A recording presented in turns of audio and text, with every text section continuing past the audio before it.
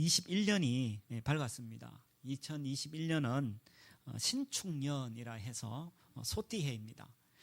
국립민속박물관 자료를 참고로 본다면 소띠해는 여유와 평화의 해라고 이야기합니다. 몇 가지 상징이 있습니다. 소는 참고 복종하는 것을 상징하기 때문에 올해는 소처럼 참고 복종하는 삶이 되기를 바란다라고 이야기합니다. 또한 찬 기운이 스스로 굴복하기 시작한 것을 상징한다고 합니다. 그래서 코로나19가 하루빨리 종식되어서 평화와 여유의 한 해가 되기를 소망한다라고 이야기합니다. 어떤 분이 제게 새해 덕담을 보냈습니다. 신축년 12마리 소로 제게 새해 덕담을 보냈는데 잠깐 나누겠습니다.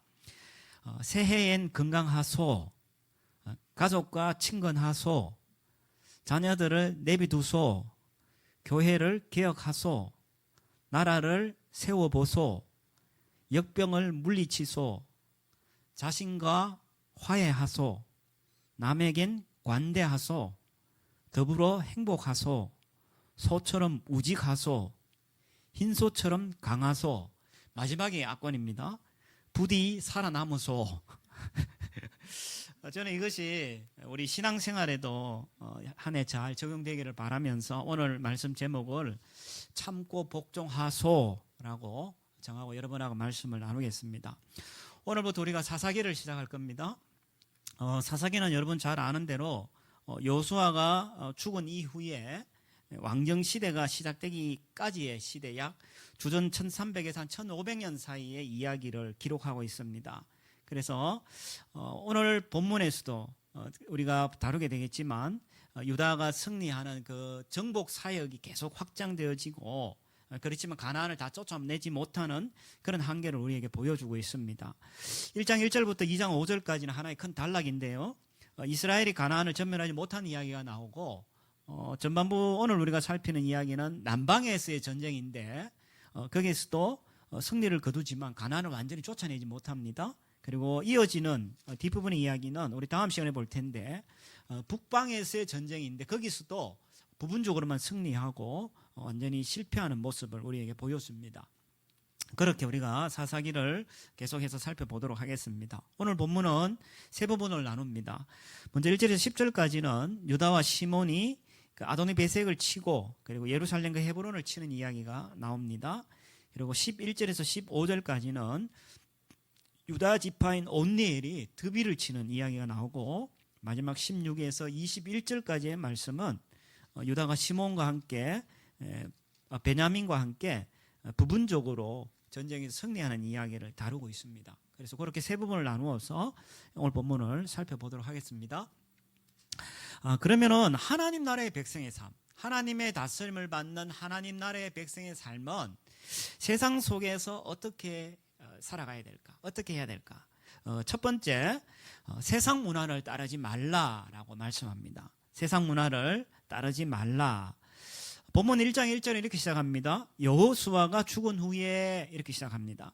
여호수아는 죽었죠. 그렇지만 하나님의 역사는 계속됩니다. 문제는 뭐냐면 지도자가 없다는 것이 문제죠. 그래서 이스라엘 백성은 하나님 앞에 묻습니다. 우리 가운데 누가 먼저 올라가서 가나안 족속과 싸우리까요? 라고 묻습니다. 이 질문 속에는 지도자가 없다는 그 불안함이 이 질문 속에 드러나고, 사실 우리가 잘 아는 대로 모세가 죽은 후에 여호수아가 그 지도자가 뒤를 이어서 지도자가 되었죠. 그런데 여호수아가 죽은 난 다음에는 어떤 지도자도 세워지지 않았음을 우리는 성경을 통해서 알 수 있습니다.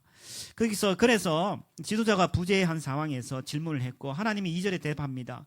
유다가 올라갈지라 라고 말씀합니다. 하나님께서 유다가 먼저 올라가라고 임명해 주시고, 올라가라고만 아니라 하나님께서 약속도 하십니다. 보라, 내가 이 땅을 그의 손에 넘겨 주었노라 하시니라 라고 말씀하시면서 약속까지 하나님께서 하시죠. 여기서 땅을 주었다, 넘겨주었다라는 표현은 하나님께서 승리에 대한 약속으로 성경에서는 종종 표현하고 있습니다.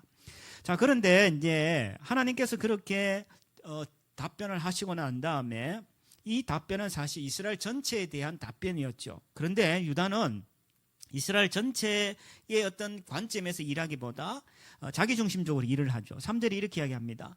내가 제비 뽑아 얻은 땅에 나와 함께 올라가서 가나안 족속과 싸우자. 나도 네가 제비 뽑아 얻은 땅에 함께 가리다 하고 시몬과 함께 올라가죠. 하나님께서는 여호수아의 그 지도 아래는 모든 지파가 하나가 되어서 정복을 해 나갔고 땅을 나누었는데 사사기에 들어서면서 지파 중심, 자기 중심적으로 축소되어지고 그리고 아주 시간이 지나면서 분열하는 것을 우리에게 보여주고 있죠. 그래서 시간이 흐르면서 지도자가 없을 때 이런 어려움들을 겪게 되는 것을 보게 됩니다. 그리고 이어지는 전쟁 4절에서 7절까지 보면은 하나님의 약속대로 유다가 전쟁에서 승리를 하는데 4절 5절에 보니까 유다가 올라가며 여호와께서 그 약속대로 이 족속들을 그들의 손에 넘겨주셨죠. 하나님이 약속을 지키셨죠. 약속을 하셨고 실질적으로 하나님께서 넘겨주셨기 때문에 그 결과 5절에 보니까 4절에 보니까 베색에서 10,000명을 죽이고 5절에 베색에서 아도니 베색을 만나서 또 그 족속들을 죽였다라고 말씀합니다.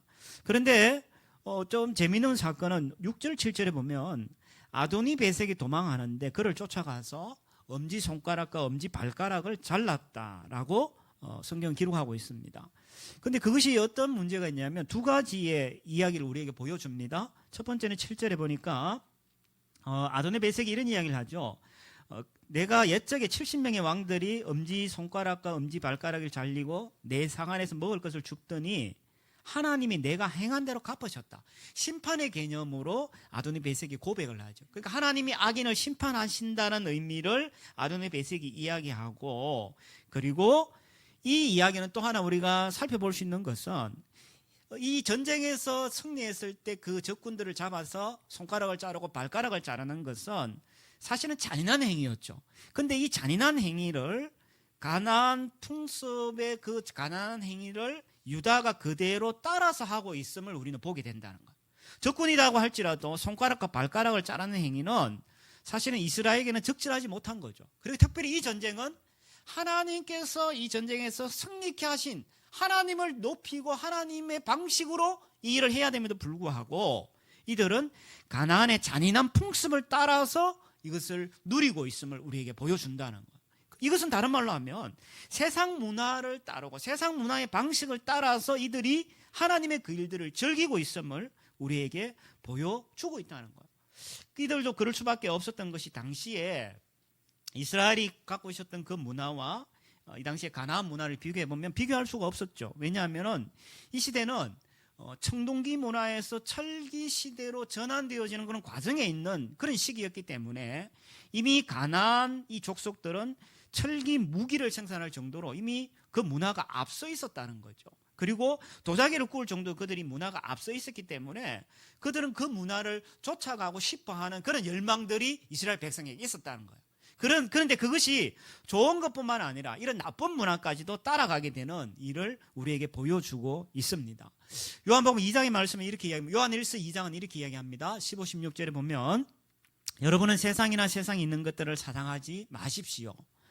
세상을 사랑하는 사람에게는 그 안에 아버지 사랑이 없습니다. 세상에 있는 모든 것, 곧 육신의 욕망과 눈의 욕망과 살림살이의 자랑거리는 아버지께로부터 나온 것이 아니라 세상으로부터 나온 겁니다. 근데 우리는 계속해서 세상의 문화를 쫓아서 따라가려고 하고 또 그게 힘쓴다는 거죠. 근데 하나님 이야기합니다. 하나님 백성의 삶은 세상 속에서 세상 문화를 따라가면 되지 않는다라고 말씀하죠. 양희승이라는 분이 세계관 수업이라는 책에서 그는 이런 이야기합니다. 세계를 정복하려면 지도를 사라라고 그렇게 이야기합니다. 세계관을 지도라고 표현하는데 그는 그 책에서 이런 설명을 합니다. 중심부에 어떤 지배적인 가치관이 있다. 세상에서 흘러가는 지배적인 가치관이 있는데 그 주변부에 있는 어떤 존재들이 선택할 수 있는 그 중심부의 그 지배적인 가치관에 대해서 주변부에 있는 사람들이 선택할 수 있는 세 가지의 유형이 있는데 그것은 첫 번째 뭐냐 하면 아무 소리 안 하고 그냥 순응하는 거다. 세상이 하는 대로 그냥 따라하는 거죠. 두 번째는 편성하는 거다. 세상의 그 잘못된 문화지만 거기에 편성해가지고 거기서 주는 유익들을 내가 받아 누리는 거지. 그리고 세 번째는 무조건 저항하는 거다. 그러나 사실은 이 세 가지 다 잘못된 방법들인 거죠. 그것을 순응하는 것도 문제고 편성해서 득을 보는 것도 문제고 그리고 무조건 저항하는 것도 사실은 문제이다라고 이야기합니다. 그래서 세계관을 갖는다는 것은 자기의 지도를 갖는다는 건데, 자기의 지도를 갖지 않게 될 때 우리는 세 가지 방식 중에 하나를 택하게 되는데, 어느 것을 택하든 우리는 마치 따뜻한 물에서 천천히 죽어가는 개구리처럼 세상 문화 속에 우리가 들어갈 때, 따르게 될 때 우리는 우리도 모르게 죽어가게 된다라고 그렇게 설명을 한다는 거죠. 사실은 교회 안에 우리가 있지만은 교인들이 우리도 모르는 사이에 세상 문화를 쫓아가는 것들을 보게 되죠. 그래서 우리가 첫 번째 해야 될 일은 세상 문화를 따르지 말라라고 그렇게 이야기합니다. 그 다음 두 번째, 하나님 나라의 백성의 삶이 세상 속에서 어떠해야 되냐. 첫 번째는 세상 문화를 따르지 말고, 두 번째는 하나님이 주시는 복을 누려라 라고 그렇게 말씀합니다. 8절에서 10절까지 말씀은 계속 유다 자손이 그 가나안 족속을 정복하는 이야기가 계속 나오고, 11절부터 보면은 드빌의 주민을 치는 이야기가 나옵니다. 11절에 보니까 드빌의 본 이름은 기라세빌이다. 근데 드빌이 왜 중요하냐면요, 자료들이나 아니면 지도를 찾아보면은 전략적으로 아주 중요한 위치에 있는 곳이 이 드빌입니다. 근데 이 드빌에 대해서 갈렙이 12절에 이렇게 얘기하죠. 헤브론을 정복한 그 갈렙이, 이제 그 갈렙은 드빌을 함락시킨 사람에게 자기의 딸 악사와 결혼시키겠다, 마치 상품을 걸듯이 이렇게 이야기를 하죠. 그래서 12절에 이야기합니다. 점령하는 자에게는 내 딸 악사를 아내로 주겠다라고 약속을 하죠. 그때 13절, 갈렙의 아우인 그 온니엘이 그것을 점령해 가지고 악사와 결혼을 하게 됩니다. 결혼하고 난 다음에 14절, 악사가 출가할 때 아버지에게 밭을 구하죠. 아버지에게 밭을 구하고, 그리고 또 갈렙에게 자기 온니엘을 통해서 요청하게 합니다. 그게 뭐냐면 15절에 내게 복을 주소서, 아버지께서 나를 남방으로 보내시니 샘물도 내게 주소서 하매 갈렙이 아랫샘과 윗샘을 그에게 줬다라고 설명을 합니다. 이것은 우리에게 굉장히 중요한 시사점을 줍니다. 왜요?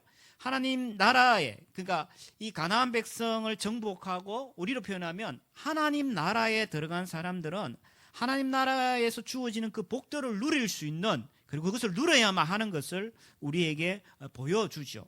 이 당시에 샘물이라는 것은 왜 중요하냐면요, 당시에 모든 그 물의 공급처는 이 샘을 통해서 이어졌기 때문에, 그래서 이 샘을 얻는다는 것은 풍성함을 의미하기도 하고 굉장히 중요한 일이었다는 거죠. 그리고 또 하나 우리가 주목해야 될 것은 이 악사의 이야기를 보면요, 악사는 사사기에 나오는 다른 여자들과는 조금 다른 삶을 우리에게 보여줍니다. 이 다른 여자들을 보면은 사상에 나오는 야엘의 이야기를 보면 적군의 위협에 노출되어 있는 상황이 있고, 또 11장에 가보면은 입다의 딸이 나옵니다. 아버지가 그 딸을 아버지에 의해서 죽는 이야기가 등장하고, 21장에 가보면 집단적으로 여자가 납치를 당해서 어려움을 겪는 이야기가 나옵니다. 이런 여자들과 비교해 봤을 때 이 악사의 이야기는 하나님이 다스린 살, 다른 말로 하면 하나님 나라에서 누리는 그 복을 우리에게 구체적으로 보여주는데, 이 여자의 모습을 보면 자신의 이름도 있고 안전하고, 그리고 당당하게 자신의 필요를 요구하고 그 필요들을 체험을 받게 되어지는데, 이게 뭘 보여줍니까? 바로 우리가 누리게 되는 하나님 나라의 복을 우리에게 간접적으로 보여주고 있다는 거죠. 에베소서 1장 3절에 이런 이야기를 합니다. 말씀 보여주세요. 에베소서 1장 3절, 우리 주 예수 그리스도의 하나님 아버지께 찬양을 드립니다. 하나님께서는 그리스도 안에서 하늘에 속한 온갖 신령한 복, 즉 하나님 나라를 우리에게 주셨습니다 라고 말씀합니다. 그럼 하나님 나라의 복이 뭐냐? 물론 우리가 나중에 예수 그리스도께서 재림하실 때에 궁극적으로 완성되어지는 그 하나님 나라를 이야기할 수 있지만, 우리가 이 땅에서 살아갈 때에 그 하나님 나라의 복을 누릴 수 있다는 거예요. 그게 뭡니까? 복이라고 이야기하면 사람들은 전부 다 잘 먹고 잘 살고 건강한 것만 이야기하는데, 그것은 사실 본질이 아니죠. 여기서 이야기하는 여러 가지 것들 중에 하나는 뭐냐면, 우리가 하나님 나라의 복 중에 누릴 수 있는 첫 번째는 우리가 소위 이야기하는 행복이라는 것을 우리는 그 안에서 경험하게 됩니다. 행복의 두 가지 조건이 뭡니까? 대부분 무조건적인 사랑을 경험하게 되고 삶의 의미와 목적을 경험하게 되어지는 거죠. 하나님의 다스림을 받게 될 때 우리는 그것을 경험하게 됩니다. 뿐만 아니라 하나님께서는 우리가 이 땅 가운데 살아가면서 여러 가지 특권을 누릴 수 있도록 하나님께서 하셨다는 거예요. 그 복 중에 하나가 뭐냐면은, 어떤 분은 이걸 갖다가 신앙을 여행으로 표현을 하는데, 첫 번째 여행을 하기 위해서 필요한 것이 뭡니까? 지도가 필요해요. 어떻게 이 여행을 우리가 잘하게 될지 지도가 필요한데 우리에게 이 삶의 이 여정의 지도 같은 역할을 하는 것이 뭐냐? 성경이라는 거예요. 하나님께서 우리에게 이 성경이라는 것을 주셨다는 거예요. 두 번째, 여행을 잘 하려면 가이드가 필요하잖아요. 그 가이드를 하나님께서 주셨는데 그게 누구냐면 성령 하나님이신 거예요. 그러니까 성경이라는 지도와 성령이라는 가이드를 하나님께서 주셔서 우리로 하여금 이 땅 가운데 정말 풍요롭고 풍성하게 살아가도록 하나님 하셨다는, 그게 뭐예요? 하나님 나라의 복이라고 이야기해요. 그리고 거기만 그치는 것이 아니라 혼자 여행하면 심심하잖아. 그러니까 누군가가 동반자가 있는 것처럼 하나님은 교회라는 공동체를 주셔가지고 그 공동체 안에서 함께 더불어 살아가면서 하나님 나라의 복의 기쁨을 누릴 수 있도록 하나님 만드셨다라고 이야기하는 거예요.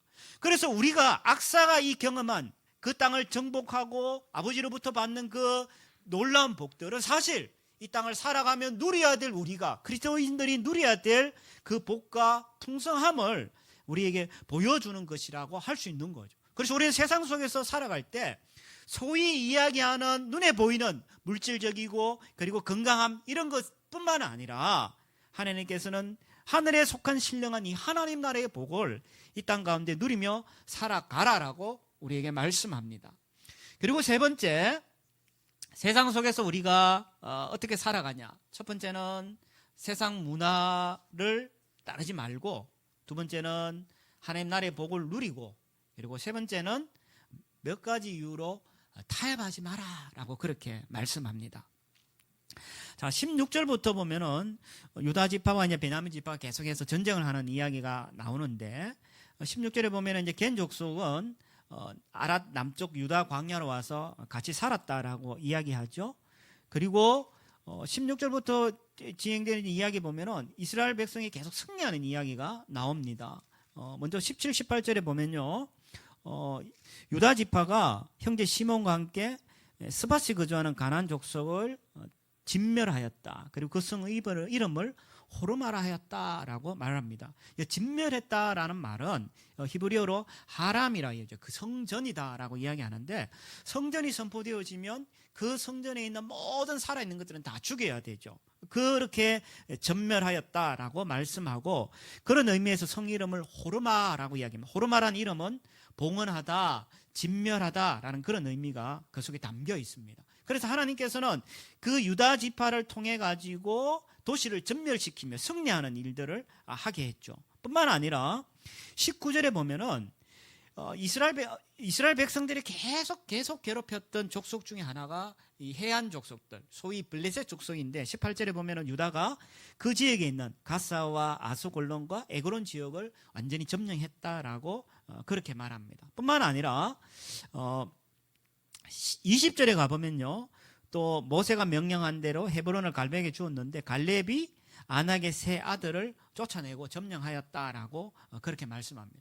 계속해서 그들은 점령하고 또 계속해서 승리하는 이야기가 기록되어 있지만, 동시에 또 다른 이야기가 하나 숨겨져 있음을 우리는 봅니다. 19절에 보면요, 여호와께서 유다와 함께 계심으로 그가 상간 주민을 다 쫓아내었다. 하나님께서 함께 하셨기 때문에 승리하셨다라고 되어 있잖아요. 그런데 골짜기의 주민들은 철병거가 있으므로 그들이 쫓아내지 못했다라고 기록한 거야. 결국 뭐냐 하면은 완전하게 전멸을 해야 되는데도 불구하고 이들이 철병거라는 합리적인 이유 때문에 그들을 완전히 전멸하지 못했다라고 그렇게 말씀합니다. 뿐만 아니라 21절에도 보면은 비슷한 이야기를 기록합니다.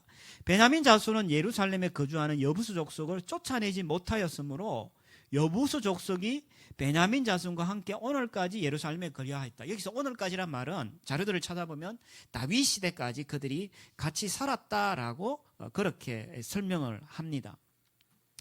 우리가 이렇게 생각해 보면, 야, 이 사람들이 왜 하나님 말씀을 불순종했을까? 왜 온전히 지키지 않았을까? 이렇게 우리가 딱 잘라서 이야기할 수 있지만, 그러나 이들의 형편을 살펴보면 또 한편으로는 이해가 돼요. 왜냐하면요, 이 사람들이 지금 이 가나안에 들어와서 전쟁을 하는 이 시기는 어떤 시기냐면은 이들이 광야에서부터 계속 지금 진행되어오는 연장성산이 있단 말이야. 그러면은 광야 생활을 이들이 근 40년을 했잖아요. 그리고 정복하고 또 분배하고 또 정복하는 이 시간들은 약 한 15년 정도 된단 말이에요. 그렇다면 대략 잡아가지고 약 한 50년간 이들은 광야 생활하고 전쟁하고 했단 말이에요. 그러면 이스라엘 백성의 입장에서는 제가 생각해봐도 우리가 지금 코로나 때문에 1년만 있어도 지쳐 죽겠어라고 이야기하는데 40년 동안요, 50년 동안 전쟁하고 싸웠다고 생각해봐요. 지치지 않겠어요? 그리고 딱 합리적인 이유도 있잖아. 철병거가 있어. 하나님 말씀 조금 취사 선택해야지 라고 이들이 결정했단 말이에요. 충분히 저는 합리적이고 설득이 되는 이야기라고 생각이 돼요. 뿐만 아니라 당시에는 이 이스라엘 백성들하고 이 가나안하고 문화를 비교해 보면은 문화가 비교될 수가 없었던 거예요. 이 당시에 해안지대나 구릉지대에 살았던 이 가나안 족속들은 이스라엘보다 문화가 훨씬 앞서 있었던 거야. 예를 들면 도자기를 벌써 만들었거나 아니면 그 당시에 그들이 갖고 있었던 것은 철기 무기를 만들었단 말이에요. 그러니까 비교할 수 없는 상황이죠. 근데 굳이 이야기하면 이런 거죠. 이스라엘 백성은 어쩌면 과거를 살아가고 있는데 이 가나안 사람들은 미래를 살아가고 있는 거예요. 그러면 미래를 살아가는 사람들을 과거를 살아가는 사람들이 맞닥뜨렸을 때 느껴지는 게 뭐일까요? 두려움인 거예요. 두렵다. 내가 저 사람 상대할 수 있을까? 그런 두려움이 있었기 때문에 그들이 지쳐 있기도 하고 그리고 그 문화에 대한 충격과 두려움이 있었기 때문에 그들은 어쩌면은 하나님의 말씀을 순종할 때 자기가 할 수 있는 범위 안에서 그냥 하고 적당하게 타협하고 그렇게 조율하였음을 우리는 충분히 이해가 돼요. 상식적으로 합리적이고 아주 논리적으로 이해가 되는 상황이에요. 그럼에도 불구하고 어쨌든 그들은 철병거 때문에 하나님 말씀에 불순종하였고 자신의 편리함 때문에 여부수 족속이 우리로 이야기하면 이스라엘 백성의 뒤치다끌을 했거든. 온갖 잠띠를 다 했단 말이야. 그러니까 필요하잖아요. 그렇기 때문에 필요에 의해서 여부수 족속도 정복하지 않고 그냥 내비둔 거예요. 근데 하나님이 이것을 어떻게 평가하냐? 자, 사사기 2장 2절 3절을 우리가 한번 봅시다. 성경 본문을 우리가 한번 보면은 2장 2절 3절에 보면 이렇게 평가합니다. 너희는 이 땅의 주민과 언약을 맺지 말며 제단들을 헐라 하였는데 너희가 내 목소리를 듣지 아니하였으니 어찌 그래 했느냐. 3절 내가 말하기를 내가 그들을 너희 앞에 쫓아내지 아니하리니 그들이 너희 옆구리에 가시가 되고 너희에게 올무가 될 거다. 하나님은 어떻게 평가하냐면 굉장히 합리적이고 논리적이고 설득이 되어지는 상황이지만 하나님 뭐라고 이야기하냐면 너 불순종했어. 불순종했기 때문에 올무와 가시가 되게 할 거야 라고 하나님은 말씀하고 계시다는 거죠. 우리 신앙의 선배들 중에 우리가 찾아보면요, 사실은 세상과 타협하지 않고 살아갔던 우리 신앙의 선배들이 참 많습니다. 제가 기억에 남는 대표적인 그 무리 중에 하나가 청교도들이죠. 당시에 영국의 국교회가 활발해가지고 그 국교회라는 것은 캐톨릭 제도와 이렇게 약간 혼합되어 있는 그런 상태였죠. 그런데 이 청교도들이, 이 퓨리탄들이 이것에 대해서 개혁하려고 하다가 계속 부딪히면서 면직되고 투옥되고 고통을 당했단 말이에요. 결국 그들이 나중에 최종적으로 선택한 게 뭡니까? 1620년 9월에 메이플라워를 타고 미국의 신대륙으로 건너가게 되잖아요. 그들 왜 그랬나요? 자신의 신앙의 그것을 지키려고 타협하지 아니하고 신앙을 지키려고 그들이 그 일을 벌였던 거예요. 그게 막 그렇습니까? 우리나라도 그랬습니다. 신사참배가 처음에 있을 때 신사참배를 거부한 사람들이 대부분 감옥에 들어가고 고통을 받고 어려움을 겪었잖아요. 그때 적당하게 타협했던 사람은 많은 것을 누렸죠. 우리나라의 그 계속 역사를 다시 정리하자고 하는 이야기 중에 하나가 뭐냐 하면은 일본과의 그 관계 속에서 식민지의 그 문화를 정리하지 않는 것에 대해서 누군가가 계속 문제를 제기한다면 왜요? 그때 그것이 편성하고 타협한 것이 그때 있었기 때문이라는 거예요.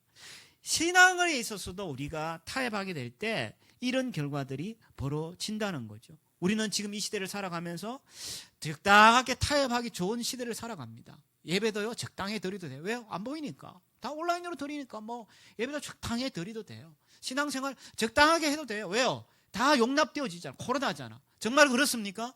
하나님이 이야기합니다. 세상 속에서 우리가 살아갈 때 타협하지 마라. 타협하지 마라라고 분명히 이야기하고 아무리 세상이 어떻다라고 합리적이고 논리적이고 설득할 수 있는 이야기를 하지만 성경은 이야기합니다. 타협하지 마라라고 그렇게 우리에게 권면하고 있다는 거죠. 자, 그러면 우리가 하나님의 다스림을 받는 그 하나님 나라의 백성의 삶이 세상 문화를 따르지 않고 하나님의 복을 누리고 타협하지 않는 삶을 살아가야 된다는 거 잘 압니다. 그러나 사실은 그렇게 살아가는 것이 쉽지 않습니다. 왜 그렇습니까? 우리는 늘 어떤 무언가의 다스림, 조금 더 구체적으로 얘기하면 잘못된 다스림을 받으며 우리는 살아가고 있기 때문에 우리는 사실 그렇게 살아가는 것이 쉽지 않습니다. 사사기 21장 25절에 보면요, 어쩌면 사사기 전체의 주제이기도 한데 성경은 이렇게 이야기합니다. 우리 방송중 밑에 거는 잘못된 것 같아요. 예, 그건 지워주시면 좋을 것 같습니다. 자, 우리 사사기 21장 25절 한번 읽어봅시다. 시작. 그때는 이스라엘의 왕이 없었으므로 사람들은 저마다 자기의 뜻에 맞는 대로 하였다라고 말씀합니다. 결국 뭐냐면 사사기 주제는요, 왕이 없었다라고 해요. 왜요? 제가 말씀드렸죠. 여호수아가 죽고 난 다음에 왕정시대 그 사이에 있었던 것이 사사기인데, 왕이 없었던 것이 아니라, 왕이 없었단 말은 누군가가 다스림이 없었다는 말이 아니라 실질적으로 왕은 하나님이 왕이셨죠. 근데 하나님의 왕이신 하나님의 다스림을 받지 않으니까 사람들은 다른 것의 다스림을 받는 거야. 그게 뭐예요? 자기 뜻에 맞는 대로 자신의 욕망에 따라서 자신의 삶을 살아가고, 혹은 다른 무엇의 다스림을 받으면서 살아갔던 시대가 사사기야. 근데 그 사사기의 시대가 오늘 이 시대를 살아가는 우리에게도 비슷하게 적용되어진다는 거죠. 아까 제가 말씀드렸죠. 사사기를 살아가는 그 이스라엘 백성들 우리가 욕할 수 있나요? 그렇지 않아요. 왜요? 근 50년 동안 전쟁에 시달렸던 민족들이야. 힘들었을 거야. 그리고 그 문화 앞에서 그들은 두려움이 있었어요. 철기 문화 앞에서, 가나안의 문화 앞에서 그들은 두려움이 있었어. 그렇기 때문에 그들은 마음 깊숙이는 어떤 갈망함이 있었냐면, 난 정말 여유가 있고 싶어. 나는 평화로워지고 싶어. 나는 안락함을 누리고 싶어. 나는 정말 안정된 삶을 추구하고 싶어. 라는 그런 갈망이 우리 삶을, 그들의 삶을 철저하게 지배하고 다스리고 있는 상황이었다는 거예요. 그러면 오늘 이 시대를 살아가는 우리는 별반 다릅니까? 저는 별반 다르지 않다고 생각합니다. 왜요? 제가 타임지 그 표지를 봤는데, 지금 기억이 정확히 모르겠는데 2020년 해가지고 가입표를 이렇게 쳐놨더라고, 빨간 걸로. 그리고 기억하기 싫은 해, 지워버리고 싶은 해, 그게 2020년이에요. 우리도 마찬가지예요. 2020년을 지워버리고 싶어. 왜요? 코로나로 인하여서 불안했고 분노했고 공포스럽고 슬픔이 있었고, 이런 시대를 우리가 지난 한 해를 살아왔다. 우리가 이런 시대를 살아가면서 우리 가운데도 계속 뭐에 대한 갈망함이 생겼습니까? 나 여유롭고 싶어. 안정을 추구하고 싶어. 평화롭고 싶어. 나는 좀 안락함을 누리고 싶어. 똑같은 상황을 우리는 지금 이 사사기 시대 이스라엘과 동일하게 우리는 살아가고 있다는 거예요. 뉴노멀이라고 우리가 이야기를 많이 합니다. 그래서 코로나19 시대에 우리는 뉴노멀로 우리는 살아가야 된다라고 말합니다. 뉴노멀이라는 말을 찾아보면요, 2008년 글로벌 금융 위기 이후에 새롭게 생겨난 그 경제 용어죠. 근데 그 말이 지금은 사회학적으로 통용되어지는 용어로 새로운 기준이나 표준이 보편화되어지는 현상을 이룰 때 우리는 뉴노멀이다라고 그렇게 이야기합니다. 우리가 뉴노멀 시대에, 코로나19의 뉴노멀 시대라 이야기하지만 사실은 이 시대가 가면 갈수록 우리는 무엇에 잘못된 다스림, 정확하게 이야기하면 안락함과 안정됨에 대하여서 우리는 너무 절망하고 거기에 다스림에서 우리는 벗어나지 못하고 있음을 우리는 보게 되어진다는 거예요. 제가 어제도 제가 계속 지금 기도해오고 있는 비신자 가족이 있어요. 그래서 어제 저녁에 제가 저희 집에 초청을 해가지고 그 비신자 가족하고 어제 식사를 나눴습니다. 너무 기뻤어요. 너무 기뻤는데 어제 한 7시 식사하고 10시까지 우리 그 교회에서 노는 거 있죠. 슐런이라고 게임하고 놀다가 어제 그래 가셨는데 너무 기뻐하셨어. 그래서 다음에 한 번 더 만나기로 했는데, 그분하고 제가 이제 대화를 나누면서 이게 신자고 비신자고 상관없이 특별히 비신자들은 더 불안해하는구나. 이게 우리는 그래도 하나님이라는 분이라도 믿지, 비신자들은 믿을 구석이 없는 거야. 믿을 구석이 없으니까 더 불안한 거야. 그래서 주로 이제 대화를 나누는 게 뭐냐면 정치 이야기도 했다가 뭐 부동산 얘기도 했다가 뭐 집 이야기도 했다가, 막 사람들이 보니까, 제가 보니까 야, 이 사람들이 정말 정신을 못 차리는구나. 어디 이 사람들이 마음에 둘 곳이 없구나라는 생각을 하게 되면서 진짜 이 사람들에게 복음이 필요하구나 라는 생각을 어제 하게 되었습니다. 아니나 다를까 한국인 사이트 연구소라는 데서 빅데이터로 돌아본 2020년이란 그 자료를 냈는데, 제가 지난 시간에 잠깐 나눴습니다만 분야의 전체의 그 키워드의 1위는 코로나였어요. 그런데 조금 좁혀서 보면 경제 분야를 살펴보면 5위가 뭐였냐면 홈코노미, 그러니까 가정과 이코노미라는 말을 합친 합성어죠. 홈코노미. 두 번째가 비트코인, 세 번째가 전세, 두 번째가 부동산, 첫 번째가 뭔가 하나요? 주식인가. 어제 제가 그 비신자하고 대화하면서 이 사람들이 마음 둘 곳이 없으니까 부동산 이야기하고 주식 이야기하고 비트코인 이야기하고, 이 사람들이 여기에 자신의 마음을 두는 거야. 근데 그 뿌리에는 뭐가 있냐면 내가 이 시대에 불안한 거야. 내가 어디에 안정을 내가 누리고 안정을 찾아야 되는데 찾을 데가 없는 거야. 그러니까 부동산이니 주식이니 비트코인이 이런 데 사람들이 관심을 쏟으면서 거기에 자신의 안락함을 거기서 얻으려고 하는 모습을 보게 되는 거죠. 신자의 누리는 다릅니까? 우리도 별반 다르지 않습니다. 예수 그리스도 안에 우리가 닻을 내리고 있지 않은 상황 속에서 우리는 계속해서 안락함의 위협을 받습니다. 그리고 불안해합니다. 두려워합니다. 분노합니다. 공포스럽습니다. 슬퍼합니다. 왜요? 거기에 닻을 두지 않기 때문에 그런 현상들이 우리에게 벌어진다라는 거죠. 오늘 본문에서는 이 안락함에 뿌리를 내리고 있을 때 어떤 현상들로 드러납니까? 첫 번째는요, 공동체를 파괴하게 돼요. 자, 3절에 가보면요, 우리가 오늘 읽었던 본문에 보면은 아까 그런 말씀 나눴죠.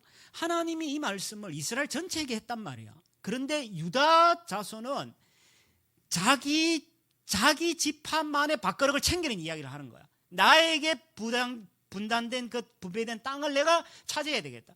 그래서 안락함이라는 것이 우리의 삶을 다스릴 때 우리는 철저하게 개인주의적이고 이기주의적이고 특별히 가족 이기주의로 빠지는 일들을 우리는 하게 되어진다는 거예요. 코로나가 터지면서 더 불안해지죠. 사람들이 자기 가족만을 더 챙기고 더 개인주의 주기로 바뀌어져 가고 있는 거예요. 공동체는 철저하게 깨져가고 있는 거예요. 두 번째, 또 하나의 어떤 문제가 있냐면요, 신자가 자신의 정체성을 잊어버리는 거예요. 제가 조금 전에 타협한 이야기를 계속했습니다. 충분히 납득이 돼요. 아, 그렇지. 지금 전쟁이 지쳐 있었대, 이 사람들이. 그리고 그 가나안 문화가 너무 우리하고 차이 났을 때 두렵지. 저 문화를 따르고 싶지. 타협하면서 사람들은 신자라는 정체성을 잃어버리는 거예요. 내가 신자인데, 내가 그리스도인인데, 내가 하나님을 믿는 사람인데 전혀 신자답지 않게 우리는 이 땅을 살아가는 우리의 모습을 보게 되어지는 거예요. 그래서 우리가 삶이 지쳐있고 우리의 미래와 현재가 위협받고 생길 때 우리는 더 그 안락함이라는 것이 우리의 삶을 지배하게 되고, 그 삶이 지배하게 될 때 우리는 공동체는 파괴되어지고 신자는 전체성을 잃어버리는 일이 있게 되어지는데, 지금 이 시대에 우리는 그런 삶을 지금 살아가고 있다는 거예요. 그렇지만 참 감사한 것은 이 안락함의 이 잘못된 다스림을 우리는 주님의 올바른 다스림으로 대체해야 됩니다. 사사기의 그 초기에 하나님은요, 왜 하나님이 왕을 이렇게 빨리 주시지 않으셨을까, 이런 생각을 저는 읽으면서 하게 되는데, 이미 하나님께서는 그 하나의 어떤 그림자로서 이미 우리에게 보여주신 거죠. 하나님은 어떤 개인의 구원자나 왕을 제공하지 않았지만 대신에 2절에 보면 하나님이 누가 올라갈까요? 라고 할 때 그 지도자가 없는 그 상황 속에서 하나님은 유다 지파를 지명합니다. 그런 질문 안 드나요? 왜 하필 유다 지파지? 12지파가 많았잖아. 근데 왜 하필 유다 지파냐? 라고 할 때 그 유다 지파에 임명하는 것은 굉장히 중요한 의미가 있는 거예요. 그것이 바로 예수 그리스도와 연결되어지기 때문입니다. 창세기 49장 10절 이하에 보면 야곱이 축복하는 이야기가 나옵니다. 거기 보면은 하나님께서 유다를 축복하는, 야곱을 통해서 야곱을 축복하고, 사무엘상 17장 12절 이하에 보면은 그것이 자연스럽게 다윗에게 연결되어집니다. 그리고 다윗의 후손 중에 다윗의 진짜 더 큰 아들이신 누가 나옵니까? 예수 그리스도가 그 지파에서 나오게 되어지죠. 그래서 예수님께서 왕권을 가지고 유다에서 나오게 되어집니다. 그래서 마태복음 1장 1절에 이렇게 얘기합니다. 같이 한번 읽어볼게요. 시작.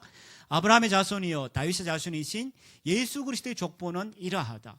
그래서 예수 그리스도께서 유다의 자손에서 나셨는데, 예수님은 그 유다의 더 큰 아들, 정말 큰 아들인 예수 그리스도께서 유다의 자손에서 나셨다는 거죠. 그래서 유다를 지명했다는 것은 단순한 유다라고 이야기할 수도 있지만 바로 그것을 통하여서 진짜 우리의 지도자인 예수 그리스도를 미리 보여주셨다라고 이야기하는 거죠.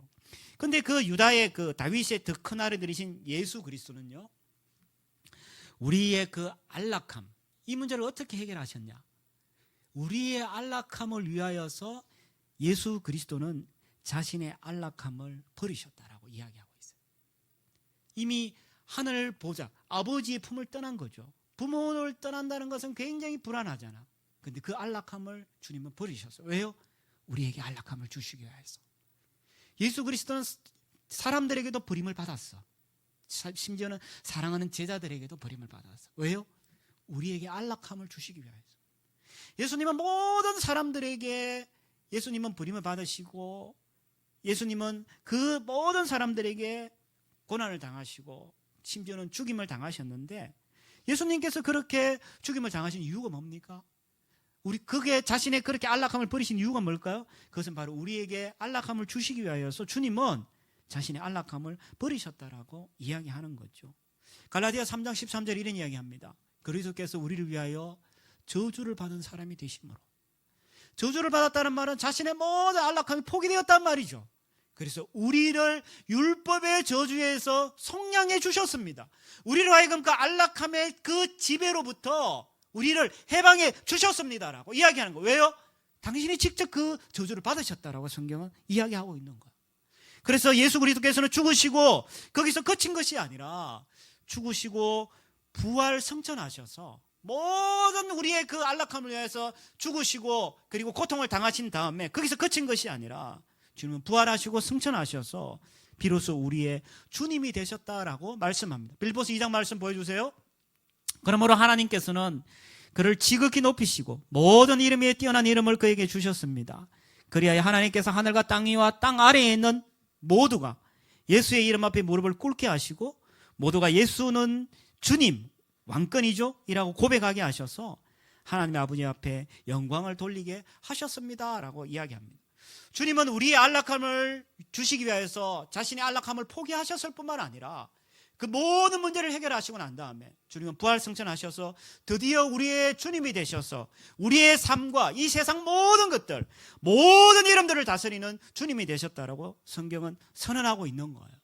그래서 우리가 그 주님의 다스림을 받게 될 때, 그 주님의 다스림을 받게 될 때 많은 사람들이 두려워하고 불안하고 슬퍼하고 분노하는 이 상황 속에서 우리는 하나님 나라의 백성다운 삶을 살아갈 수 있을 뿐만 아니라 이 신축년 해의 이름에 맞게 우리는 여유와 평화를 누리며 안락함 가운데 우리는 살아갈 수 있다라고 말씀한다는 거예요.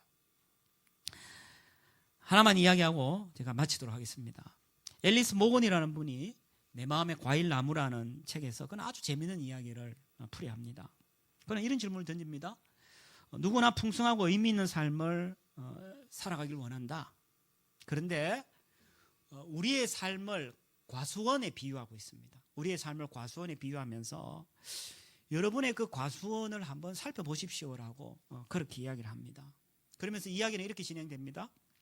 주인공이 시장에 갔는데 너무나 과일들이 풍성하고 너무나 좋은 과일들이 있었기 때문에 묻습니다. 이거 도대체 과일이 어디서 났습니까?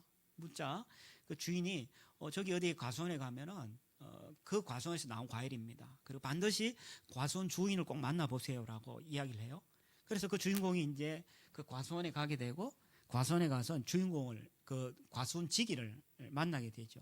근데 진짜 가보니까 과수원이 너무 과일들이 풍성하고 다양하고 정말 너무 풍요로운 거야. 그래서 거기에 감탄하고 있는 상황 속에서 어떻게 이야기를 하다가 근데 이 주인공도 사실은 과수원을 가꾸고 있는 사람이었거든요.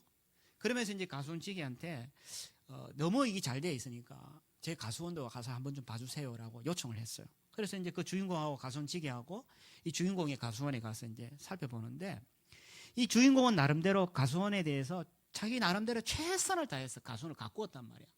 그런데 가보니까 그 과수원지기가 가꾸었던 과수원과 자기가 가꾸었던 과수원을 비교해보니까 엉망인 거지. 과일도 잡초도 많고 엉망인 거지. 근데 과수원지기가 이 주인공에게 질문을 합니다. 어떻습니까? 현재의 상태에 만족하십니까? 현재의 상태에 만족하십니까? 당신이 원했던 과수원이 이겁니까? 라고 질문을 해요. 주인공이 가만히 생각해 보니까 내가 원했던 가수는 이게 아닌데, 내가 꿈꾸었던 가수는 이게 아닌데, 내가 바랬던 가수원의 모습은 이 모습이 아니었는데 라고 그렇게 자신에게 속으로 이야기를 하는 거죠. 어쩌면 주님이 똑같이 질문합니다. 아무개야, 네가 원했던 인생이 이거냐? 네 지금 이 인생에 만족하니? 정말 평안하니? 우리 내면에서 부르짖지 않나요?